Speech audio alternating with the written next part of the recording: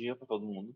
Meu nome é Anderson, eu estou aqui junto com a Azael, e aí a gente está representando no Clique, e vamos apresentar sobre o tema, né, do Solar Cloud, e trazer um pouco da questão de como funciona a internet das coisas, e como a gente pode conectar isso a serviços de nuvem já feito, enfim, para ajudar as pessoas a gente prototipação e tudo mais. Eu só confirmar se vocês estão me ouvindo ainda, porque tá dando uns erros aqui, tá dando notificação. Tá me ouvindo? Normal, Anderson, pode continuar. Pronto, deu certo. Bom, e aí a gente parte primeiramente do princípio do que é a internet das coisas. Bom, imagine que você tem uma rede de dispositivos em que não necessariamente são os mesmos dispositivos, por exemplo, uma rede de celulares, uma rede de computadores. A internet das coisas justamente abrange todo tipo de dispositivo que tem uma conexão com a internet, que pode transmitir dados, enfim. E aí essa teia é realmente conectada, e ela pode trocar dados entre si, de forma que ela, baseado nisso, ela toma certas decisões. E aí aqui é só para ressaltar, né? Seria o internet das coisas. É como se fosse, é como se fosse, vai passar novo. É como se fosse, olha aqui, né? O internet das coisas como se fosse uma rede de conexão entre objetos físicos, por exemplo, veículos, né? Eletrodomésticos, dispositivos, e ele possui sensores, softwares e conexão com rede. Então, tendo esses três tipos de características, eu posso classificar ele como um dispositivo próprio para a internet das coisas. Então, por exemplo, hoje em dia, né, um exemplo mais clássico que tem são os dispositivos que a gente coloca em casas inteligentes, por exemplo, lâmpadas. Então, eu tenho lâmpadas que conectam com a internet, enfim, enquanto, por exemplo, eu tenho outros tipos de sensores de iluminação, por exemplo, que aí abre uma janela. Isso tudo é o universo da internet das coisas funcionando. E aí surge aqui a pergunta: onde que pode ser aplicada, né? Bom, basicamente, se tudo que é conectado à internet e que possui uma rede é uma internet das coisas, então basicamente tudo é a internet das coisas, então tudo pode ser aplicado em todo canto. Foi quase uma filosofia falando isso. Mas basicamente todo tipo de dispositivo que se conecta a uma rede, não necessariamente a internet em si, mas pode ser uma rede local, enfim, é considerado um dispositivo IoT, né? A gente costuma denominar isso como dispositivo para a internet das coisas. E aí, como todos os campos é aplicado esse tipo de tecnologia, eu trouxe aqui, por exemplo, quer falar? Só um minuto para carregando aqui as imagens. Pronto. E aí eu trouxe aqui exemplos de onde pode ser aplicado. Então, geralmente as pessoas mais ouvem sobre internet das coisas aplicada às cidades inteligentes. Então, aqui a gente tem, por exemplo, semáforos, até mesmo comunicação entre veículos, né, que vai estar tendo esse conceito, né, de veículos se comunicar para melhor direção, enfim. A parte da saúde também, então hoje em dia existem vários tipos de sensores, o próprio relógio, né, os smartwatches inteligentes hoje em dia é um dispositivo IoT em tese, porque ele faz a leitura, tem sensores e se comunica, envia dados. Casas inteligentes, que talvez seja o mais comum entre todos, então a gente tem lâmpadas inteligentes, hoje em dia até se expande para coisas mais, as coisas mais simples que tem, então, por exemplo, pode controlar uma cortina fechando e abrindo. Isso tudo é dentro desse conceito. São dispositivos que se conectam, que vê esses sinais. E outro exemplo também é sobre a agricultura. Então, hoje em dia, é utilizado muito a questão da tecnologia na agricultura para eficiência e tudo mais. Então, aqui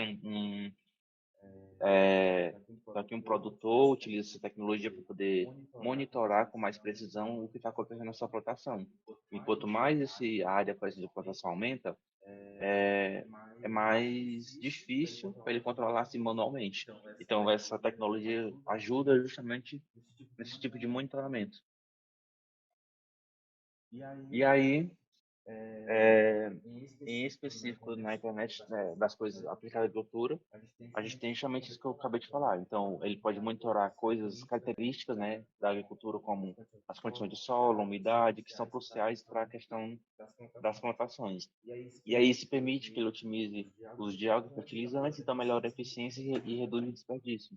Então isso é é um grande benefício quando a gente traz a IoT para esses, não só para a agricultura, mas como um todo, né? Você tem mais leituras, então você tem mais dados e, consequentemente, você tem uma melhor análise do que está acontecendo. E aí, por exemplo, como foi falado aqui, pode reduzir desperdício em pontos o dispositivo pode identificar, tipo, olha, aqui está tendo muito vazamento de água, está tendo muita umidade, e às vezes a produção não precisa disso. Então, o dispositivo meio que ajudou o agricultor a identificar esse ponto.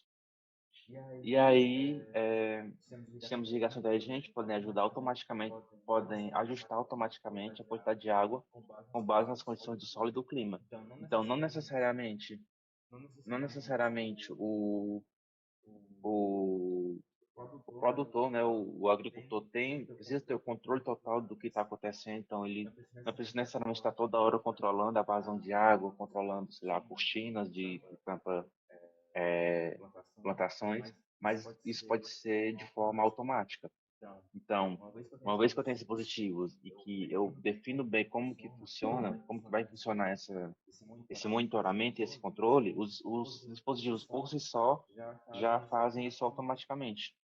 Então, reduzem mais ainda sobre, deixa eu assistir.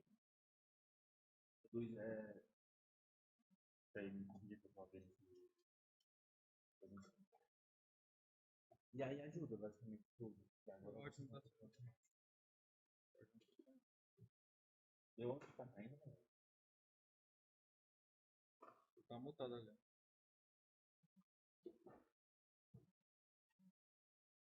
Galera, na hora. Eu acho que deu um ruimzinho aqui. Bom, mas enfim, o que eu estava falando assim, nessa parte que o áudio caiu, é que agora que os sistemas te permite que seja automático esse tipo de controle, então fica fácil para o produtor, às vezes, controlar a distância, ou você tem uma espécie de hub central, onde você vê todos os tipos de dados que acontecem na sua plantação. E aí isso facilita muito, porque aí você tem redução de custos, ao mesmo tempo você tem aumento de eficiência. E aí, trazendo nesse aspecto da IoT na agricultura, dentro desse contexto, a gente surge projetos de vários tipos. Hoje em dia tem também drones de monitoramento, enfim. E aqui a gente trouxe, por exemplo, a estufa inteligente, que é uma espécie de, como se fosse, quando a gente pega um paralelo, né, com a agricultura de campo aberto, é como se fosse uma agricultura mais fechada, algo mais controlado. Porque diferente da plantação em aberto, na estufa você tem um controle maior do que está acontecendo, as condições internas. Então tem, por exemplo, umidade, temperatura, iluminação também, isso tudo pode ser feito dentro de uma estufa. E aí, projetos como a estufa inteligente é uma boa para digamos que é uma boa para se começar quando se trata de agricultura, porque você consegue ter o melhor controle do que está acontecendo e aí você consegue entender como que os dispositivos trabalham nesse tipo de situação. E agora eu vou passar aqui a palavra para o Pazel.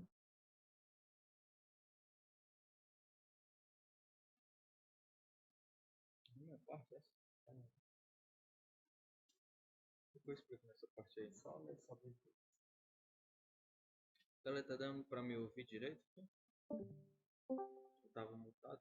Tá dando? Tá. Bom, aí, como o Anderson falou, a gente tem essa proposta de IoT em vários ambientes. A gente decidiu fazer a estufa inteligente, né?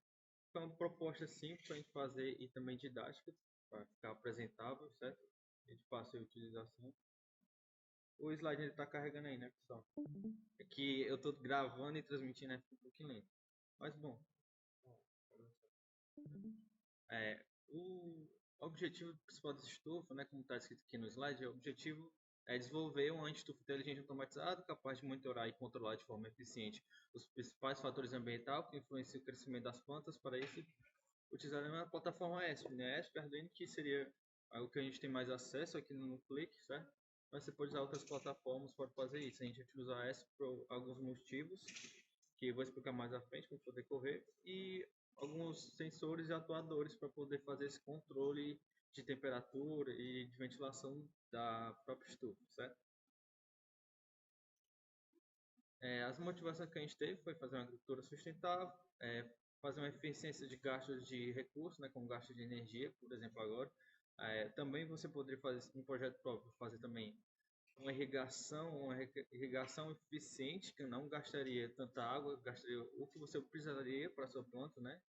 Evitando gastos com água e também é sustentável, como acaba o primeiro ponto citando, e deixa tudo mais automatizado. Não precisa necessariamente ter uma pessoa lá fazer um serviço manual. A pessoa tem que ir lá ver a temperatura, abre ou fecha a estufa para ventilar. Uma pessoa vai lá e irriga todo dia, tem que acordar cedo, fazer essa irrigação necessária, ficar pronto. Não, vocês têm sensores que estão lá e já estão nesse papel da pessoa facilitando o trabalho, reduzindo a mão de obra e realmente dando, para quem trabalha lá, ter uma qualidade de vida maior, porque ela não teria que realmente fazer um labor, um trabalho pesado. E seria só um trabalho de verificar o que está acontecendo na estufa, que esses sensores, esse ambiente de IoT já lhe proveria esses dados, certo? Seria uma atividade, como eu falei, mais leve para a pessoa que ia trabalhar. E como está ali o último ponto, né, uma gestão melhor e a pessoa pode até expandir para várias estufas, pode até expandir até para um outro contexto sem ser realmente uma plantação em estufa, até para uma plantação diferente, com os recursos de IoT, como eu já havia falado, já falou bastante de IoT. Travar aqui o slide de novo. Só aguardar carregar aqui. Bom, sobre o projeto, assim, para a gente explicar mais a fundo, certo? Eu não sei se está muito confuso aqui, se eu estou falando muito rápido. Pode falar, pessoal, que eu dou uma diminuída aqui no ritmo, que eu, eu tento ficar um pouquinho apressado porque tá meio lento o computador aqui, aí eu penso que eu estou falando muito devagar, eu tento corresponder à minha velocidade de fala com o meu computador sendo lento, essas coisas. Aí acaba que eu posso estar me embolando um pouco explicando. Mas qualquer coisa pode falar, se é muito confuso, eu até vou reduzir aqui um pouquinho o ritmo, porque eu acredito que dê tempo suficiente para a gente explicar bastante sobre o projeto. Mas bem, aqui voltando a falar o que foi que a gente utilizou, os equipamentos, né, as placas de prototipação. A gente utilizou a ESP32, que eu vou dar uma explicação mais a fundo porque a gente utilizou ela. A gente usou o Vetoinho, o servomotor, que são esses dispositivos que são de IoT, que é de baixo custo, fácil utilização e você não requer muita energia para alimentar eles. Você gasta muito pouco para utilizar, né, gastando energia, e você gasta muito pouco programando. Você não precisa realmente ter um conhecimento a fundo, você elaborar um desses sensores, ou você precisa muito a fundo, fazer medição de corrente, de temperatura, elaborar a biblioteca, porque o próprio codificar ele tem biblioteca tudo pronto, a linguagem é simples, você utiliza C, já tem realmente uma pessoa que já trabalhou com ele que vai explicar, é uma coisa que é realmente muito estudada. Então é bem difundido o conteúdo sobre esses sensores, sobre essas placas e acaba facilitando bastante o trabalho quando você for implementar esse sistema em si. E depois, quando você tiver esse sistema implementado, fica até mais fácil para o agricultor poder substituir esses sensores, ele poder também utilizar, porque como os sensores são de baixo, vamos dizer assim, custo-benefício, vale a pena a pessoa ir lá substituir, ao contrário de ser os sensores mais caros, mais difíceis de programar, de mais tensão, mais corrente, de alimentação maior, ele acaba sendo mais prático, esses sensores que a gente utiliza nesse ambiente de IoT. Bom, esses são os sensores e a placa que a gente está utilizando, né? E vou dar assim uma explicação mais a fundo. Quais são as placas, né? A gente tem várias placas para essa prototipação, o que são essas placas de prototipação? Vamos dizer que é o computador que vai gerenciar todos esses dados que vão passar de sensores, de ativar um atuador ou de fazer a comunicação pela internet de uma placa com a outra, né? A gente tem várias no mercado, mas as mais utilizadas para fazer isso, que vai ser o computador, vai ser, vamos dizer assim, o cérebro do projeto, né? As mais difundidas é o Arduino, que ele tem várias portas, é um preço acessível. A gente tem a ESP, que é um pouquinho, ela tem menos portas que o Arduino, mas a vantagem é que ela já vem com Wi-Fi e com um Bluetooth, né, com o módulo BTL, que ao contrário do Arduino, o Arduino ele não vem com módulo Wi-Fi e Bluetooth, você tem que comprar. Aí você vai ver qual a sua necessidade do seu projeto, certo? Se você vai usar menos portas e já vai querer ter um módulo Wi-Fi e Bluetooth já na sua própria placa, sem precisar comprar módulo, você vai de ESP. Se não, você precisa de mais portas e realmente ter essa comunicação Bluetooth Wi-Fi, você usa Arduino. Vai depender da sua aplicação. Você vai ver qual é o mais acessível e qual mais se adapta ao seu projeto.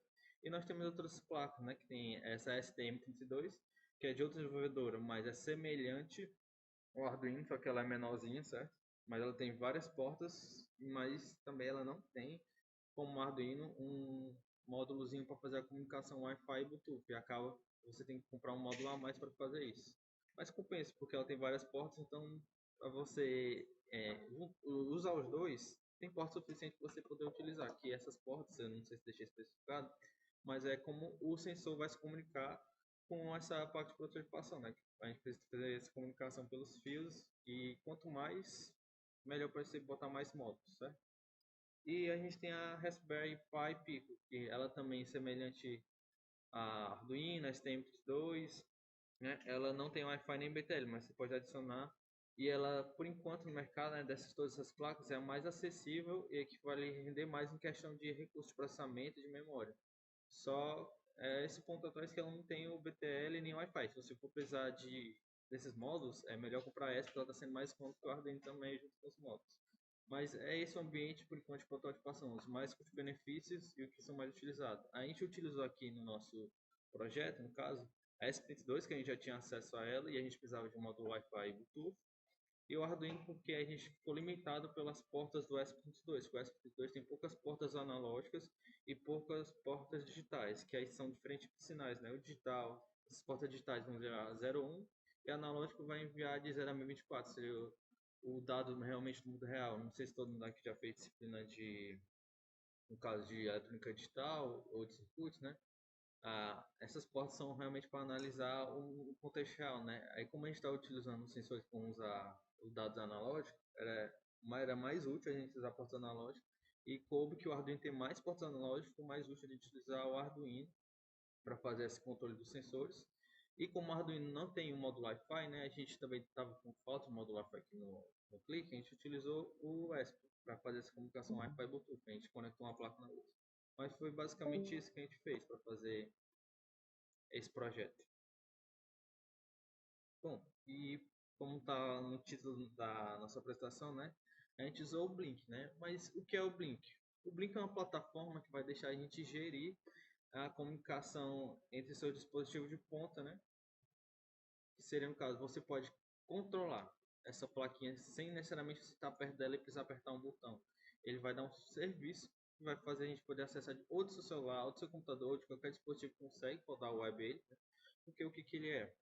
Ele é um serviço, né? É tipo um servidor que vai armazenar esses dados de variáveis e também vai prover pinos virtuais que são tipo uma emulação, uma virtualização desses pinos. Você pode ter um pino virtual que você vai poder emular ele pela internet e guardar esses dados que decorrem dos sensores ou você ativar um atuador, que seria um motor, a ventoinha, por ele si, certo? Ele realmente é esse servidor que vai guardar esses dados ou você vai poder controlar pelo seu celular, computador ou qualquer outro dispositivo, como eu falei.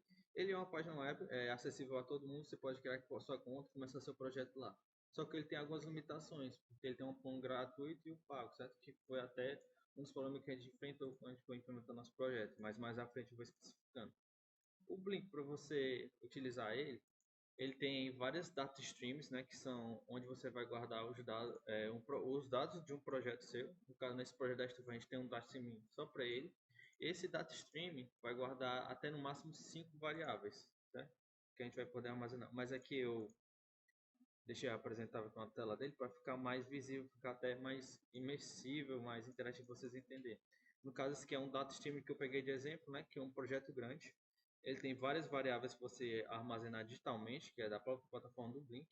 E você pode adicionar até 5. Aqui no caso, esse exemplo que eu trouxe, né? A pessoa tem acesso premium, vocês podem ver aqui, ó, ele tem várias variáveis, né? Vai até V12 ali, que é o pino 12, né? Ele pode guardar até 12 variáveis, mas no plano comum você pode ter 5 variáveis lá dentro, que você vai poder dominar para ser um pino ou para ser uma variável para você guardar. Mas é bem interativo e bastante assim, intuitivo de usar o Blink, né?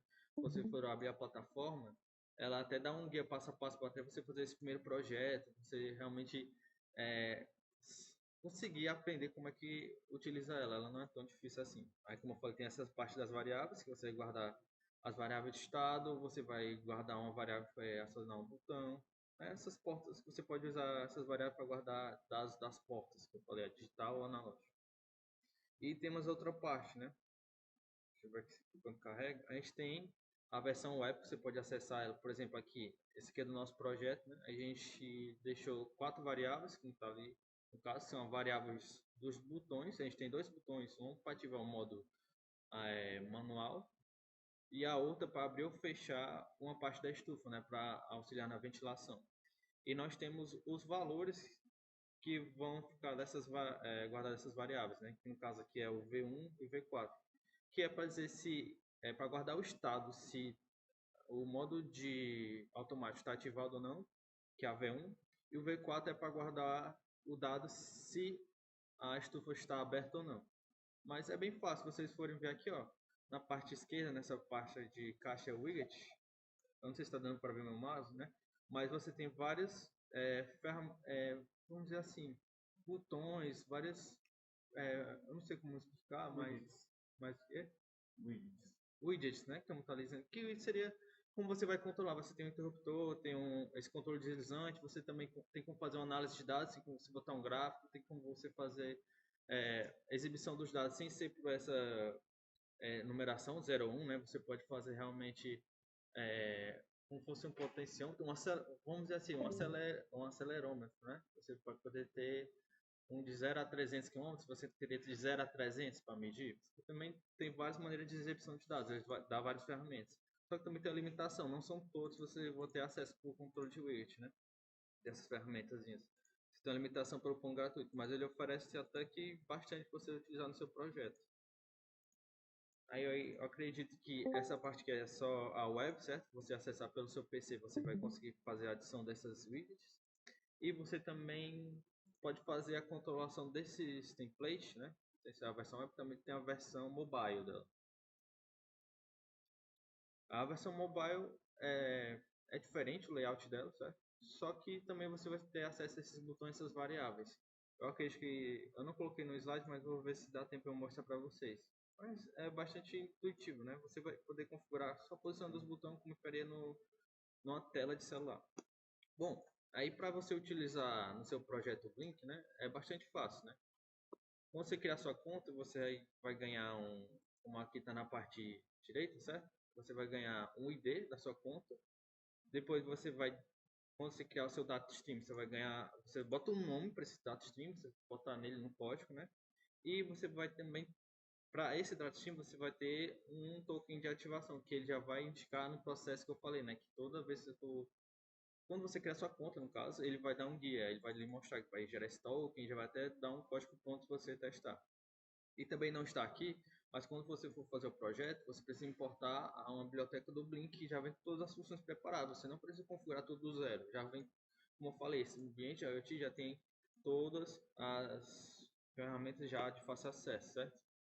Aí, depois que você faz essa próxima biblioteca, define aqui o template ID, o template name, token de ativação, você vai botar sua senha do Wi-Fi e o nome do Wi-Fi, que é o SID, né? E pronto. Você já está pronto para utilizar ele. Só confirmar se conectou sua plaquinha no Blink. Você já vai poder configurar os pinos virtuais e configurar qual variável vai ser exibida ali naquela telinha web ou aquela tela mobile, que vamos mostrar mais à frente. É bastante simples os Blinks que você utiliza isso. Só que, como eu falei, né? A gente ficou cerceado, né? Da utilização do Blink porque ele tem 5 variáveis só. Para a gente realmente pegar dados de vários sensores, guardar vários estados de botões que a gente vai fazer acionamento de uma ventoinha, por acaso a gente poderia fazer a acionação da ventoinha por essa variável, guardar o estado dela está ligado ou não, se a gente tivesse uma variável a mais, né? Uma variável do botão para ativar a ventoinha, uma variável para guardar o estado da ventoinha. Mas como a gente é limitado por esse plano gratuito, que oferece só 5 pinos digitais, né? Variáveis digitais, no caso, que você pode identificar qual que você quer. A gente fica limitado para utilizar só essas 4, 5 variáveis, que a gente pode utilizar só 4, não ficou viável a gente aplicar 5. Mas bom, ele é bastante útil se você fazer projeto pequeno ou se for viável você pagar o plano, certo? Tem outras plataformas que eu acredito até que o CISE ele vai explicar mais à frente, que usa outros protocolos e também tem como você fazer seu próprio Blink, aí você não fica limitado, né? É um trabalhinho a mais, mas você realmente fica limitado ao que você poderia fazer. Só que vai dar um pouquinho mais de trabalho, mas você pode pular essa limitação de variáveis, né? De pagar um plano pago, no caso. Bom, e falar dos protocolos de comunicação que a gente utiliza, né? Que a gente vai aqui identificar um pouquinho mais a parte do TED Talk, por exemplo, que a gente está falando a parte de redes, certo? Aí só para mostrar como a gente está utilizando essa comunicação entre as placas, entre o link, eu trouxe o que a gente está utilizando. Para fazer a comunicação entre as placas, né? A gente também usa vários protocolos. Como a gente usa o protocolo para comunicar a ESP, no caso, que ela tem acesso ao Wi-Fi, Bluetooth, ao Blink, a gente usa o protocolo que a gente já conhece, né? A gente usa HTTPS para fazer a certificação da comunicação, a gente usa o TCP/IP para enviar esses dados da placa para o Blink, do Blink para a placa. E se você, dependendo do projeto Blink, ele vai identificar qual é o melhor protocolo, né? Ele pode decidir entre o TCP/IP ou entre o MQTT, que no caso o Cisa vai apresentar mais à frente, mas ele é voltado para transferência de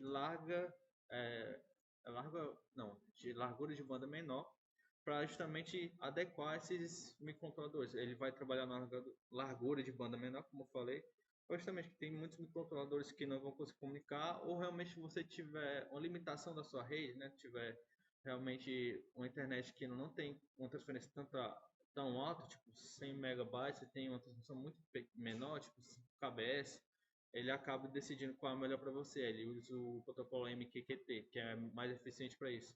Mas se ele identificar que você consegue transferir uma grande largura de dados, né, uma banda maior, ele vai utilizar o TCP/IP. Mas aí também, depois disso que eu expliquei do Blink, a gente tem os protocolos de comunicação entre as duas placas que a gente está utilizando. A gente está utilizando, no caso, o Arduino e a ESP. E para fazer essa comunicação, a gente também tem 3 protocolos mais utilizados. Eu trouxe aqui para explicar eles. A gente tem 3, vou dar uma resumida básica do que seria eles. A gente tem o protocolo I2C, que ele é síncrono, certo? Ele vai depender de um clock para fazer a comunicação, para sincronizar o que está sendo transferido ou não. Ele é uma topologia de barramento, que ele vai utilizar um barramento que todos os componentes estão na rede, vão se comunicar com ele. Eu não sei se todo mundo aqui viu, mas topologia em rede seria como a gente vai fazer a configuração esquemática da rede, como é que tá. Tem várias topologias, eu acredito que você vê mais à frente, ou para quem já viu, é, conseguir identificar qual foi, né, estudada, como está sendo exemplificada. Mas resumindo, para quem não viu, seria como é que é organizado. Se o computador vai se comunicar com o computador diretamente, ou vai se comunicar com uma coisa antes de se comunicar com o computador. Porque esse dispositivo que ele vai se comunicar antes é que vai fazer o gerenciamento. E no caso, tem topologias que um computador e outro computador vão gerir essa comunicação. Mas no caso, essa topologia que eu estou explicando agora, ele vai depender de um barramento para fazer essa comunicação. Já explicando assim, dá uma resumida basicamente o que é essa topologia. Ele é necessário de um barramento, que esse barramento vai ser o I2C, que ele vai ser configurado na placa, numa placa, mas ela vai gerir todos os outros, mas esse barramento é para todos os dispositivos, certo? Cada dispositivo vai ter o endereço dela, né? E a taxa de transferência da I2C é bastante, basicamente. Eu acho que vou tentar aqui mostrar pelo mouse, né? Esse SL aqui, voltando lá do I2C, é aquele lá que eu falei que é 2 pinos só, e você vai precisar de ser assíncrono, né? Você vai precisar de um clock, né? Esse clock, ele vai ser esse SL, né? Esse barramento que vai sair da sua placa principal, né? E vai fazer esse controle. E o SDA, esse outro pino, é que vai fazer essa passagem de dados. Ela vai sair da sua placa principal, né? Se quisesse comunicar entre uma placa e outra, essa placa só se comunicaria com essa e voltaria para a placa que ele queria se comunicar, né? Que ele é half duplex, essa comunicação, ou ela pode ser simple duplex, né? Que um envia o simple duplex e depois ela pode receber, e tem um half duplex, né? Que é a ida e volta desses dados. Aí todas essas que estão ligadas no barramento, tá vendo? Todos estão ligados, essas outras placas, né? Que seria, todas estão conectadas a esse barramento SDA e SCL, iriam se comunicar entre si, e você poderia receber e enviar dados, que é esse duplex, né? Que é, a transmissão e também a recepção de dados, que seria duplex, né? Aí por isso que ela ganha esse nome de Simple Duplex ou Half Duplex, que ela vai poder enviar e transmitir, mais um de cada vez, ou você pode uma placa envia e a outra recebe, assim, no mesmo tempo, mas não dá para fazer vamos dizer assim, completamente duplex, né? Que é envio e recepção ao mesmo tempo. Você tem que esperar um pouquinho para enviar. Mas ela tem essa configuração, que é half duplex ou simple duplex. E voltando aqui ao SPI, que eu havia falado, né? Só adicionando a mais, né? Que ele é 4 fios, ele é síncrono também. A velocidade de transmissão dele é bem mais rápida do que o I2C. É uma das vantagens dele também. Se você usar mais portas, né? Mas você vai ter uma transmissão mais alta.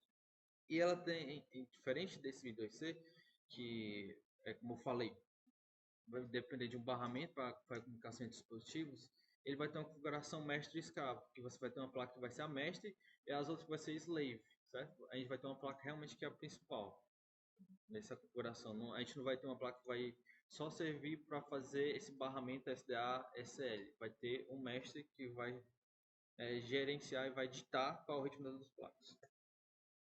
Aqui no caso, como eu falei, a SPI é um exemplo dela, né? Você utiliza mais pins. Aí no caso, ó, esse mestre aqui ele vai ter várias portas.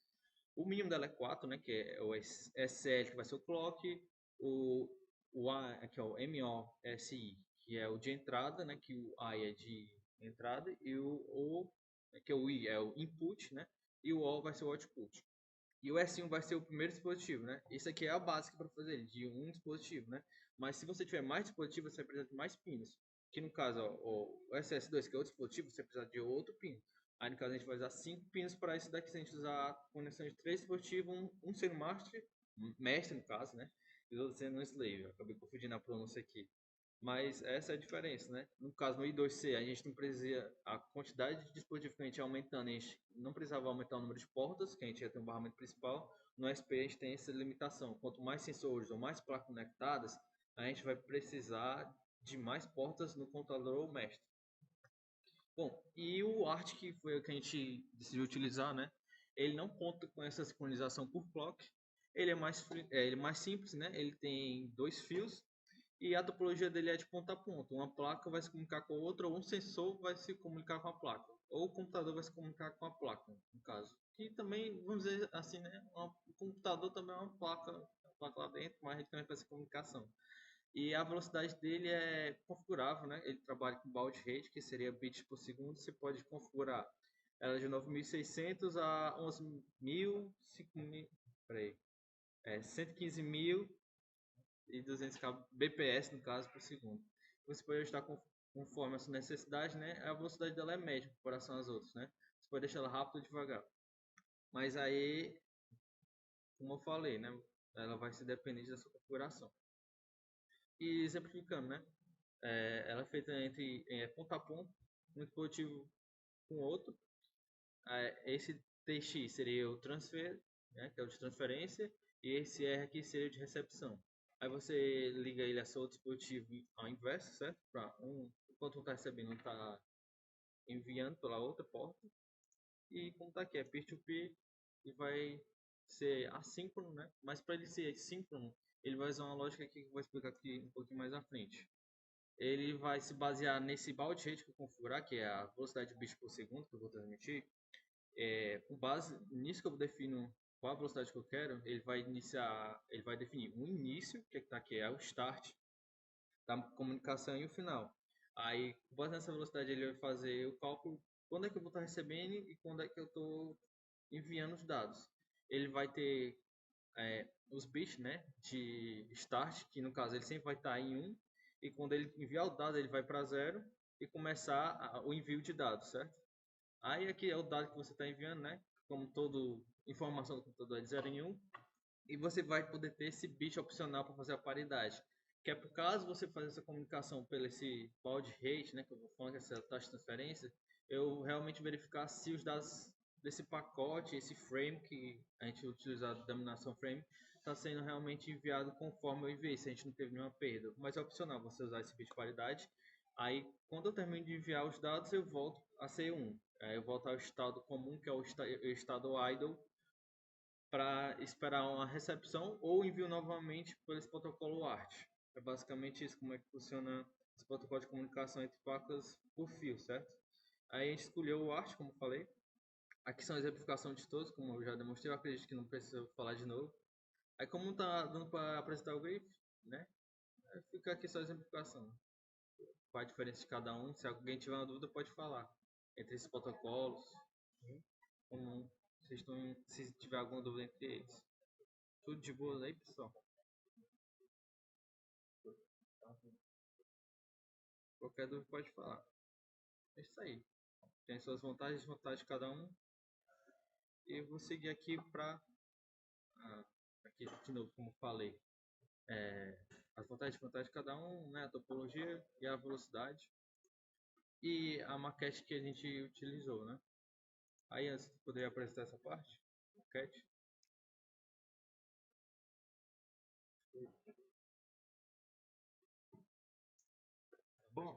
Bom, galera, como a Zé tinha falado, a gente utilizou, eu decidi botar em prática. Você está me ouvindo? Tá me ouvindo? Pronto. A gente decidiu botar em prática todo esse conceito de uma forma onde a gente pudesse realmente botar como se fosse no mundo real o que aconteceu. No caso, aí seria GIFs, então teria GIFs da placa funcionando, da maquete funcionando. Então, no GIF à direita teria, essa aí é a maquete, que a gente estava testando e tal, e estava todo o registro do que aconteceu. O Azael pode até mandar fotos no canal do Discord. A gente está com a maquete aqui do lado, a gente está tentando transmitir ela, mas não está dando certo. Mas basicamente era isso. Como vocês podem ver na esquerda, o Azael está com o aplicativo do Blink. Então aqui ele conseguia controlar remotamente o envio e recebimento de dados. Então nessa GIF aqui teria ele tipo, apertando, recebendo o botão e lá no terminal estaria mostrando, né, que recebeu o comando e tudo mais. E aí esse GIF ia se mexer e mostrar que está funcionando lá a maquete. No da direita, a gente teria basicamente ele controlando a maquete via aplicativo. Então na parte de cima teria como se fosse uma janela, né, superior, que ele ia se abrir conforme o comando. Então, poderia ser automático ou manual. No caso automático, deveria ter as condições de dentro, então aí tem, né, na verdade, um sensor de temperatura, umidade, enfim. Isso ia ser tudo controlado via remotamente. Tem tanto, no caso, um sensor dentro da maquete como fora. Então seria como se estivesse comparando as temperaturas de dentro e fora, e aí colocar, é, eles tentariam colocar justamente igualar, né, o ambiente de fora e de dentro. Ela já quer falar alguma coisa? Eu vou tentar, enquanto isso, streamar. Aí. Bom, aí como o antes falou, tem um sensor de temperatura, né? E com base nessa temperatura de fora ou de dentro, né? Não, na verdade, com base na temperatura de dentro e de fora, né? Se a temperatura de fora estiver mais fria do que a de dentro, ele vai abrir essa janela e deixar a temperatura de fora, vamos dizer assim, a temperatura de dentro vai sair para essa exaustão que tem uma janela em cima, né? E vai deixar o ar de fora, que está mais frio, entrar. Mas se no caso a temperatura de fora for maior que a de dentro, ele não vai abrir essa janela e vai continuar ventilando. A ventoinha vai estar ligada ainda.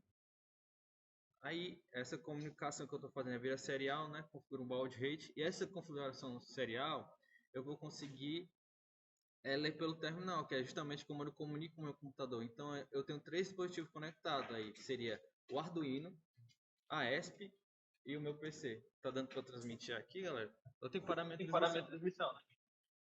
Acho que sim. Certo. Deixa eu só falar aqui. Galera, não sei se vocês estão conseguindo ver. Não sei se está na mesma transmissão do Azael, mas vocês poderiam ver que está ao vivo que eu estou passando a maquete como que ela está.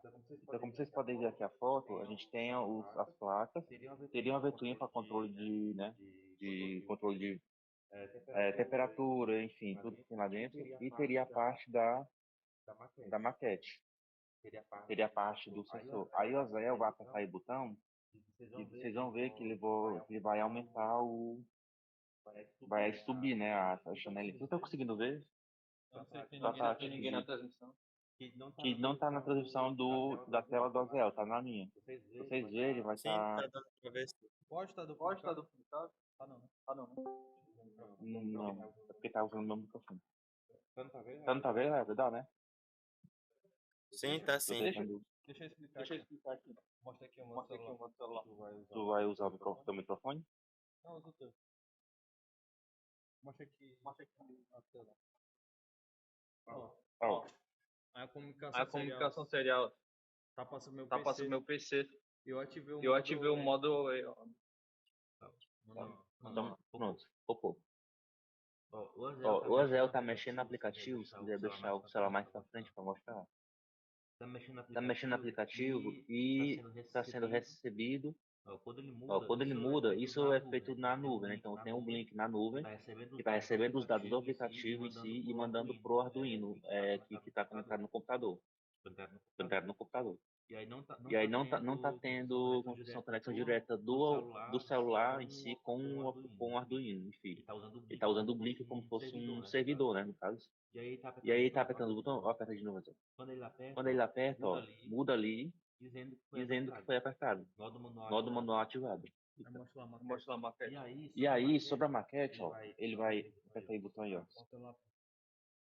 Ele vai apertar o botão, e se vocês verem lá no bem aqui, o cara tá como seria o controle da janela superior, né? Só que no caso, o termomotor, eu acho que O termomotor desconectou? ó, o fiozinho. Não, o fio tá de boa. Mas no caso, Então, basicamente ele ia apertar o botão, como vocês podem ver, e ia subir isso daqui. Deixa eu só ver aqui quanto tempo. Tenta ver se aparece. Ó, tá vendo? Ó? E tem fechar. Esse fechar é o dessa janela superior.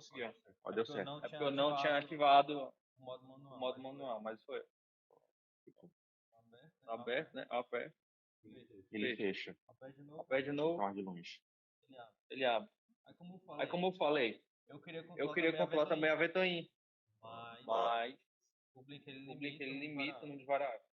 Isso, no caso, a ventoinha seria como se fosse um controle de umidade dentro, ou não, até uma temperatura.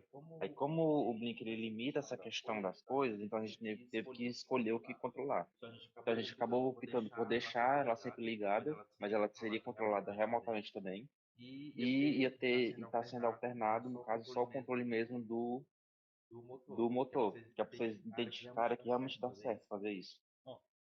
E aqui eu posso, ele, como está sendo a comunicação serial, né? Toda vez que eu aperto o botão, como o Anderson falou, como está sendo pelo web, né? Eu não preciso estar conectado no meu celular também com esse barramento serial. Estou fazendo a comunicação com o TCP/IP e o MQTT que eu falei, né? O celular com a ESP, né? Aí o serial entre o ESP e o Arduino, que é o ART, ele está se comunicando entre o meu PC, o o Arduino e a ESP. E ele exibe aqui no serial com o balde um balde rede que eu falei que eu ia exibir, né? Aí aqui no código, mostrar aqui, confere o confere o balde balde rate.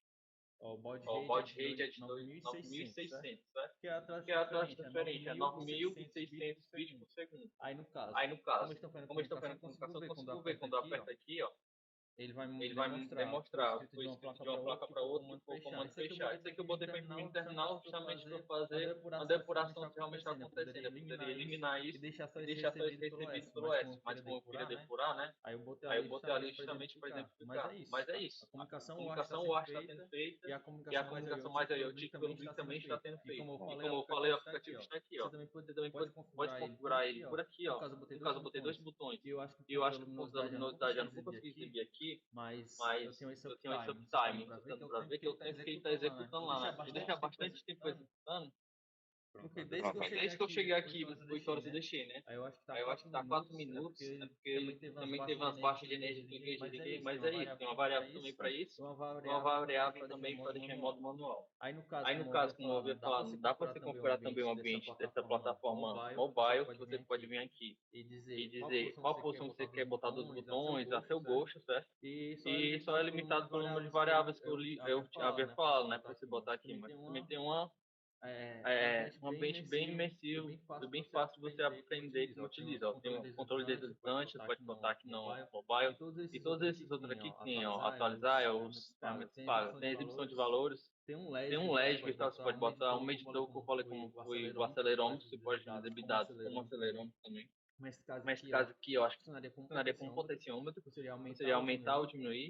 Aí eu acho que para exibir dados como um acelerômetro, né, como acelerômetro, não potenciômetro, acabei me confundindo agora o nome, mas são diferentes. Existe outro widget.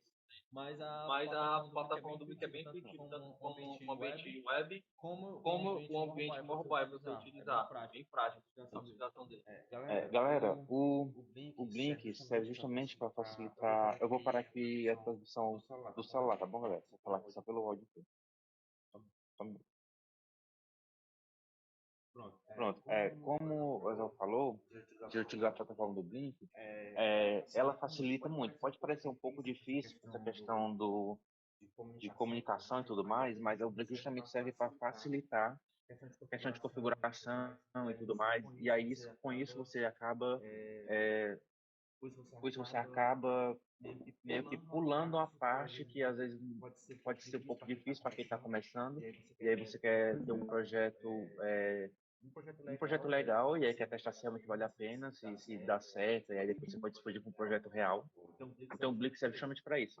A limitação dele é justamente porque antes ele era menos limitado, então tinha mais coisas, só que ele foi atualizando, né, e foi cortando as asinhas do pessoal. Mas dá sim para treinar com algumas coisas iniciais, e o Nuclick já fez outros projetos parecidos utilizando o Blink. Inclusive, né, uma ideia é justamente que a gente utilize tutoriais e coisas no canal do YouTube do Nuclick. Então lá, se não me engano, existe já um tutorial sobre como conectar com o Blink e tudo mais. E aí a ideia é que a gente expanda e faça videoaulas, não só com esse projeto, mas com outros projetos também. Inclusive, para ficar mais explícito, né, para ficar melhor detalhado, a gente vai colocar esse projeto da maquete também lá no YouTube. A gente botar no canal do YouTube e eu tive uma limitação. Eu ia apresentar aqui pelo Volt, né, que estava lá na requisito, só que acaba que o Volt ele limita a usar só uma placa. Eu não consegui exibir como é que está sendo feita a montagem do S do Arduino, né? Mas no caso, a gente vai disponibilizar uma videoaula, como é que está sendo a pinagem, cada pin, como é que está sendo conectado, e também como é que a gente realmente fez no mundo real, né? Como está posicionado o sensor de temperatura e umidade da maquete, de fora, realmente bem mais focado no Vai ser mais minuciado. ou que ele não tem essa limitação, a gente também tem a limitação que ele é bem pesadinho para rodar no PC, ele não tem o USB lá para a gente realmente mostrar para vocês. O mundo ideal é que a gente não tivesse em breve, darei para a gente poder realmente se apresentar para vocês, trazer para vocês fazerem também, parte dessa educação, utilizar os apenas que a gente tem. Mas para a gente está bem limitado no caso de vocês participarem. Mas aí eu vou tentar fazer ficar bem didático para os visual que a gente vai conversar sobre esse projeto da maquete no nosso futuro. A própria maquete vai estar já montada, então para quem quiser ver pessoalmente, só aparecer aqui no clique que dá certo. Seria basicamente isso. Tem alguma coisa para no slide ainda? Seria basicamente os agradecimentos. O canal do YouTube, né, do Nuclick, pode ser encontrado no site, do nuclick.fc.br. Alguma dúvida, provavelmente vai ter muito devido a esses erros que está tendo. Podem enviar por e-mail também, dá certo. E a gente vai respondendo. E temos nosso Instagram, né, @nuclick_ofc, que aí vocês vão poder acompanhar melhor esse andamento de tudo que está acontecendo. E acredito que seja isso mesmo. Alguma dúvida? Alguém quer ver a maquete novo? Alguma dúvida que foi feita? Vou olhar aqui o chat. Acabei não entendendo a apresentação, como foi feito pelo lugar do fim. Eu não sei se deu para ouvir, mas ela está perguntando se alguém quer dar uma olhada melhor nos fios, na montagem, que aí eu posso botar aqui. Fazendo aqui o chat, galera. Pode ler o microfone também. De boa. Isso não permitido, não? Pronto, Luiz disse show. Deixa eu ver o que mais. Se quiser alguma consideração aí?